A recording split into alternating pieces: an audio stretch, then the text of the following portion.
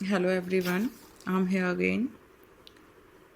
Sorry कल video नहीं डाल पाई, कुछ प्रॉब्लम हो गई थी, तो कुछ हेल्थ इशू हो गया था। नेट न्यूट्रलिटी इको चैम्बर हम लोगों ने डिस्कस किया था। इको चैम्बर में जो हमारा टॉपिक था इशू विद इंटरनेट, वो हमने अच्छे से पढ़ा था। उसके बाद हम लोगों ने इको चैम्बर को अच्छे से रीड आउट करने के बाद हम अपने नेक्स्ट टॉपिक पर आते हैं। हमारा टॉपिक जो है बेसिक वो है नेट न्यूट्रलिटी। नेट न्यूट्रलिटी क्या कहता है, पहले इसकी डेफिनेशन को पढ़ जाते हैं। देखो, net neutrality refers to a principle implemented so that an ISP enables access to all sites, their content and applications regardless of the source, without favoring or blocking particular content, product or website। अगर हम locally देखें तो मतलब एक ऐसा principal implement होता है net neutrality से, जिसके रिगार्डिंग आईएसपी को सभी साइट्स को समान सम्मान, जिसे हम बोलें कि सभी साइट्स जितनी भी एप्लीकेशंस कोई किसी साइट ने प्रोवाइड कराई है, कोई स्पेशल सॉफ्टवेयर, कोई किसी भी तरीके का कोई प्रोग्राम आया है, तो उन सभी प्रोग्राम्स को यूज़र्स तक पहुंचाने का मेन काम आईएसपी का होता है।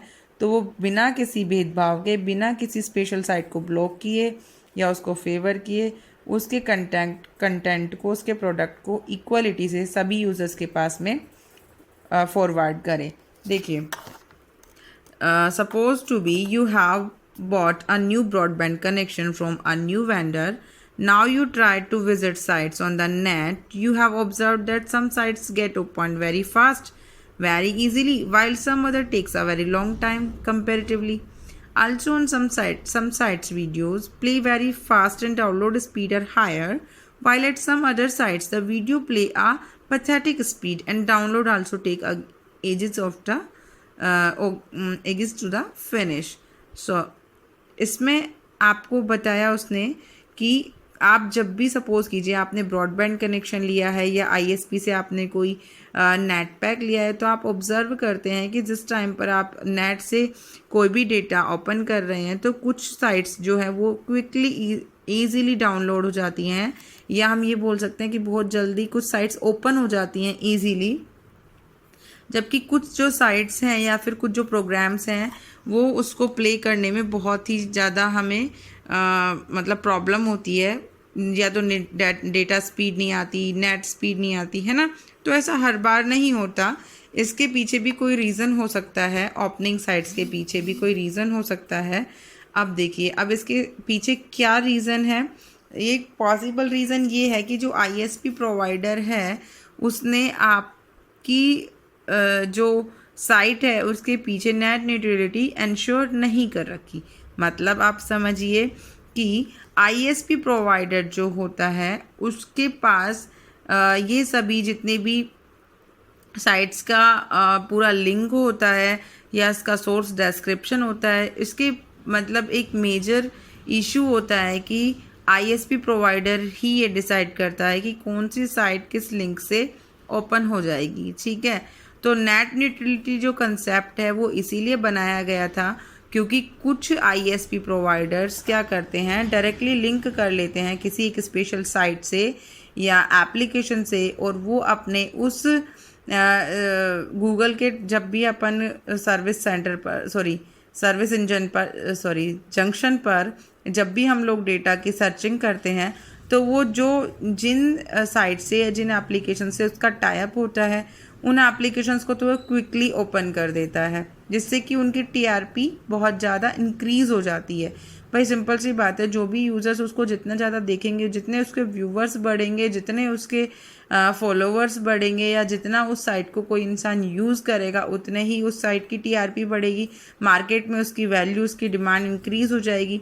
सपोज़ टू बी कि एक मैं हूँ, मैं भी सेम कंटेंट आपको प्रोवाइड करा रही हूँ या कोई और इंसान है वो भी सेम कंटेंट प्रोवाइड करा रहा है, बट रीज़न इज़ दैट कि मेरे कंटेंट को यूनिवर्सली शो नहीं कराया जा रहा है ना, किसी भी तरीके से या तो उसको ब्लॉक कर दिया जा रहा है या फिर उसको किसी तरीके से उस कंटेंट को कुछ ऐसा पैथेटिक वे दे दिया जाता है जिससे कि यूज़र जो है उसको बार बार में सर्विस को क्या करता है, ओपन करने की कोशिश करता है, लेकिन वो चीज़ ओपन होती नहीं है। तो फिर यूज़र क्या होता है, उससे थोड़ा सा परेशान होने के बाद यूज़र उसकी जगह पर कोई दूसरा वे सर्च करता है कि यहाँ से नहीं तो मुझे कहीं और से मिलेगा। मतलब इसमें क्लियर देखो आपको मेंशन है कि या तो हम किसी का फेवर ना लें और किसी दूसरे के कंटेंट को हम ब्लॉक ना करें, ठीक है। मतलब सभी के पास इक्वल राइट होने चाहिए अपने अपने डेटा को दिखाने के, मतलब बताने के, ठीक है। तो नेट न्यूट्रलिटी ने क्या किया, to avoid such situation government of all the world if enforce the net neutrality to the law. With net neutrality, an ISP provider must ensure that it provides access all the sites in the same way. उसके पास इंश्योरिटी है कि उसे सारी चीज़ें same way में provide करानी पड़ेंगी. It load the content and application of site on web pages at the same speed, सभी को सेम स्पीड प्रोवाइड करानी पड़ेगी. All content gets loaded under the same condition without blocking or giving preference to any content.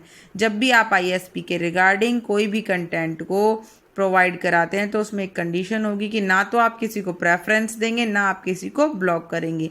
ISP providers क्या होते हैं कि वो किसी चीज़ को प्रेफरेंस देते हैं तो उसको सबसे ज़्यादा हाईलाइट करके और फास्टेस्ट स्पीड में दिखाया जाता है ताकि यूज़र उसकी तरफ अट्रैक्ट हो जाए, ठीक है.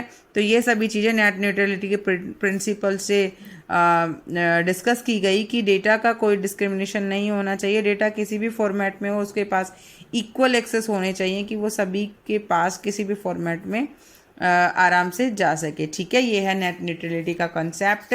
ये कंसेप्ट कब आया था, जब ISP प्रोवाइडर्स ने अपने काम को सही तरीके से नहीं किया. मतलब ये समझ लीजिए कि किसी एप्लीकेशन की, किसी सर्वर साइट की, किसी वेब पेज डेवलपर की प्रॉब्लम आई कि मेरा लिंक वहाँ से हटा दिया गया अनएक्सपेक्टेडली, या फिर मेरे लिंक का जो सोर्स कोड है वो अच्छे से लिंक नहीं हुआ. दैट्स वाई यूज़र जो उसको यूज़ ही नहीं कर पाते, ठीक है. तो उस टाइम पर ये नेट न्यूट्रलिटी बना था. ये इम्पोर्टेंट टॉपिक है net neutrality. Last year net neutrality को पूछा गया है, ठीक है.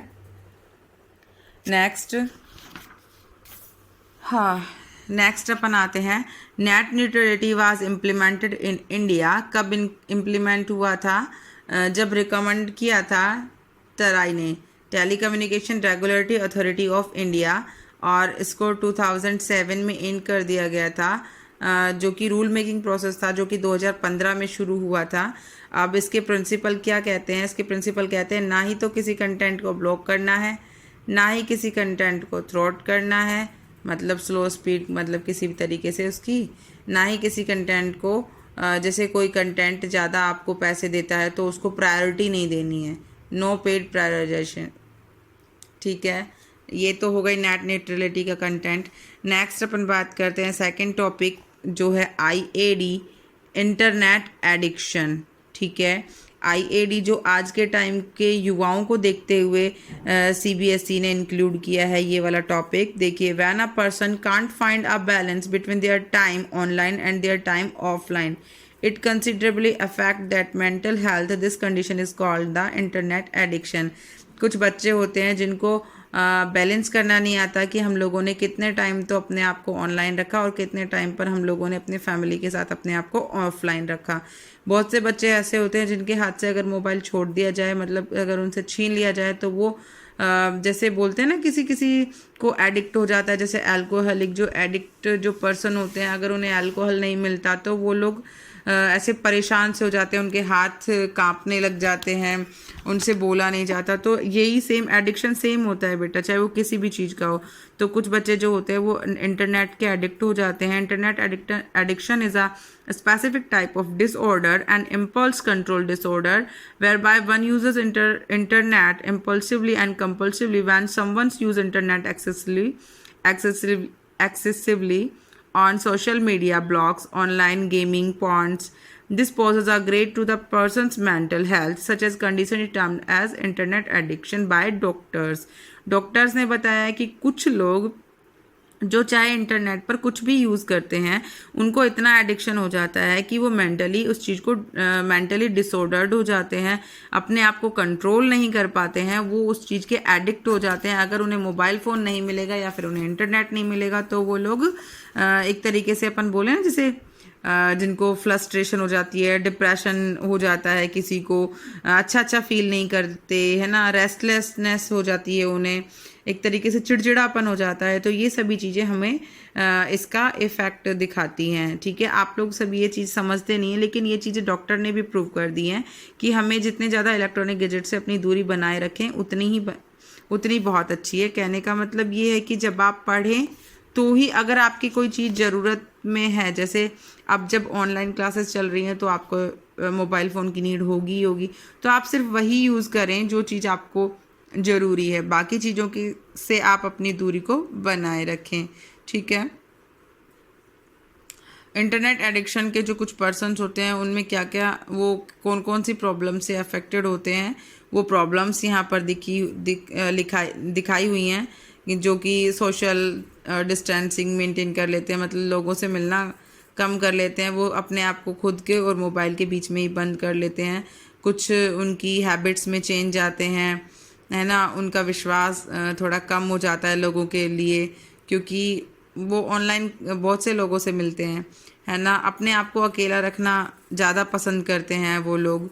ठीक है, वो बहुत अपने पूरे ज़िंदगी का ज़्यादा से ज़्यादा टाइम इंटरनेट पर सफ़र करते हैं, मतलब इंटरनेट पर ज़्यादा यूज़ करते हैं, है ना। और वो जैसे बहुत से तरीके की चीज़ें होती है, जैसे मान लो फैमिली वाले आपसे बातें कर रहे हैं, आप उनको रिस्पॉन्स नहीं कर पा रहे हैं या आपको इंटरेस्ट ही नहीं आ रहा है उनसे बातें करने में।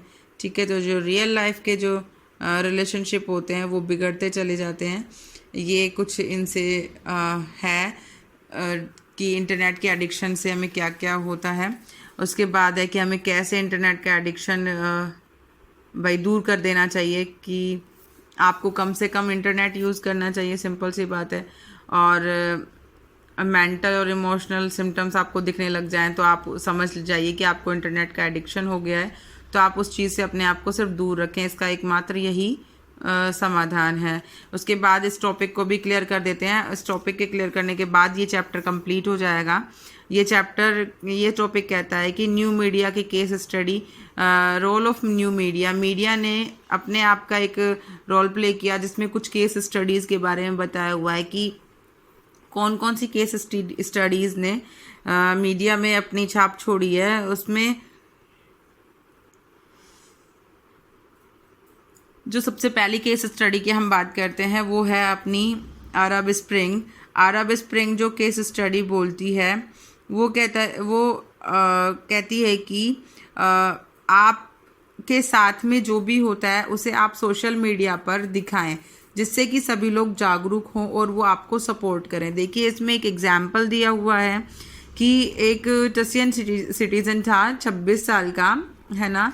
वो क्या करता था, वो फ्रूट्स बेचता था, लेकिन उसके पास उस फ्रूट के बेचने का कोई परमिट नहीं था। ठीक है, और वो अपनी फैमिली का, अपनी विडो जो उसकी माँ थी और उसके 6 जो भाई बहन थे, उनको खिलाने वाला अकेला था, मतलब वही एक पोषक था उनका, मतलब वही उनको कमा के खिलाता था, लेकिन उसके पास उन सब चीज़ों को बेचने का कोई परमिट नहीं था। तो पुलिस वालों ने उससे पूछा, तो उसने मना कर दिया कि भाई मेरे पास कोई परमिशन नहीं है। तो पुलिस वालों ने उसका जो ठेला था वो उससे मांग लिया कि आपका ये जो फ्रूट का ठेला है आप हमें देकर चले जाइए, मतलब एक तरीके से जब्त करने की बात की। पुलिस वालों ने जब उससे थप्पड़ वगैरह मारकर उससे बात की तो उससे बहुत गुस्सा आया और उसने उसके प्रोटेस्ट में अपने आप को आग लगाकर, और उसमें वो मतलब आग लगाकर उसने अपने प्रोटेस्ट को शो किया। ठीक है, जिस टाइम पर ऐसे उसने दिखाया तो वहाँ के जो आसपास के जो लोग थे उन्होंने भी उसके प्रोटेस्ट में उसका हेल्प किया, मतलब उसकी हेल्प की उसके प्रोटेस्ट में। और कुछ लोगों ने अपने सेलफोन के कैमराज से उसके वीडियोस को कैप्चर किया, और उसके वीडियोस को कैप्चर करने के बाद सोशल मीडिया पर उसके वीडियोस को, जैसे अपन आजकल अपने यहाँ चलता है ना, अपने कैप्चर किए हुए वीडियोस को क्या कर दिया, वायरल कर दिया, जिससे कि लोगों की जो सहानुभूति थी वो उसे मिली। ठीक है, तो ये जो मूवमेंट्स, ऐसे जो कुछ मूवमेंट्स होते हैं, कंप्लीट कंट्री में इस मूवमेंट को दिखाया जाना, मतलब एक तरीके से एकता दिखाना कि हाँ भाई, अगर उस मूवमेंट के रिगार्डिंग उसके साथ कुछ गलत हुआ है तो हम सब उसके साथ हैं, तो उसके साथ में, उसके सम्मान में, उसके प्रोटेस्ट में उसको हेल्प करना, ये सब कुछ केस स्टडीज़ के रिगार्डिंग सामने आया था। मतलब मीडिया के कुछ केस स्टडीज़ बनाए गए। तो रोल क्या था कि अनाउंस करते हैं हम लोग ऐसे कुछ, वह इससे पहले भी एक टॉपिक ऐसा बताया था मैंने आप लोगों को, जिसमें इस ऐसे कुछ प्रोटेस्ट जो होते हैं उनके वीडियोस और पिक्चर को पोस्ट कर दिया जाता है, लोगों को मोबिलाइज किया जाता है, मल्टीपल पीपल्स के रिगार्डिंग सोशल मीडिया के ऊपर इस चीज़ को क्या कर दिया जाता है, बहुत से ज़्यादा वायरल किया जाता है। और अगर इससे रिलेटेड कुछ प्रोटेस्ट, कोई रैली वगैरह अगर हम निकालते हैं, रैली वगैरह, तो हम सभी को सभी उस रैली में जितने भी कम्युनिटी मेंबर्स होते हैं उन सभी को भी अपन उसकी डेट को अनाउंस कर देते। तो कुछ इस तरीके से रोल मीडिया रोल प्ले करता है। उसके बाद जो कुछ 2 केस स्टडीज़ और बताई हुई हैं, उसमें एक केस स्टडी ये थी जिसमें विकीलीक्स बोलते हैं उस केस स्टडी को, जिसके रिगार्डिंग जो गवर्नमेंट है, उस गवर्नमेंट ने पब्लिश किए थे कुछ, एक सेकेंड रुको, इसमें क्लियरिटी नहीं आ रही है। एक विकीलीक नाम की एक साइट थी, आप मुझे ओरल सुन लीजिए, क्योंकि ये जो कंटेंट है ये नहीं पूछा जाता, फिर भी हमें थोड़ा सा इसकी नॉलेज होनी चाहिए। विकीलीक नाम की एक नॉन प्रॉफिट ऑर्गेनाइजेशनल एक साइट थी, जिसने सभी डॉक्यूमेंट जो अपन ये बोलें कि कॉन्फिडेंशियल डॉक्यूमेंट थे, इम्पोर्टेंट जो डॉक्यूमेंट थे, जो गवर्नमेंट की फाइल्स में किसी भी तरीके से रखे जाते हैं, तो उसका सोर्स एनोमियस किसी भी तरीके से उसका सोर्स लेकर उनके डॉक्यूमेंट्स को बिना मतलब रीज़न बिना किसी बताए दूसरे लोगों को, जो कि यहाँ नहीं दूसरे कंट्री में भी सिचुएटेड हैं, उन सभी को ये डॉक्यूमेंट्स प्रोवाइड करा दिए गए, जिसके रिगार्डिंग एक ऐसा प्रोटेस्ट शुरू हुआ था जिसमें विकीलीक के रिगार्डिंग एक ऐसी केस स्टडी आई थी जिसमें लोगों ने रेस्ट्रिक्ट किया था अपने मटेरियल को किसी भी तरीके से यूज़ मिले, चाहे वो डिप्लोमेटिक है, चाहे हिस्टोरिकल है, चाहे एथिकल है, चाहे पॉलिटिकल है। इस तरीके से कुछ केस स्टडीज़ हमारे सामने आई। इन केस स्टडीज़ से रिलेटेड अभी फ़िलहाल कोई भी कंटेंट आपके पास नहीं आने वाला है। इतना ही पढ़िए, समझिए। हाँ, एक और बात, CBSE ने अपने फॉर्मेशन में कुछ चेंज किया है। 12th IP के कुछ चैप्टर्स उन्होंने हटा दिए हैं वहाँ से। मैं आपको इसी लिंक के साथ उसका जो न्यू लिंक है उसकी PDF मैं आपको सेंड कर रही हूँ, उसमें आप एक बार देख लीजिए।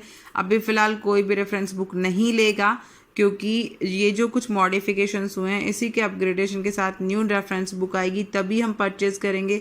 अभी फ़िलहाल मैं जितना करा रही हूँ उसे समझिए, कोई प्रॉब्लम आती है तो मुझसे पूछिए, और प्लीज़ वीडियोज़ को एटलीस्ट आप नोट डाउन करके मुझे बताओ तो सही कि हाँ हमने इतना कर लिया। एटलीस्ट अपनी प्रोग्रेस तो शो कीजिए। आज के टाइम में, आज का और कल का टाइम दे रही हूँ, सभी बच्चों का मुझे रिटर्न जो भी आप लोगों ने नोट डाउन किया है आप पिक्स क्लिक करेंगे और मुझे अपने ग्रुप पर शो करेंगे। Okay, thank you.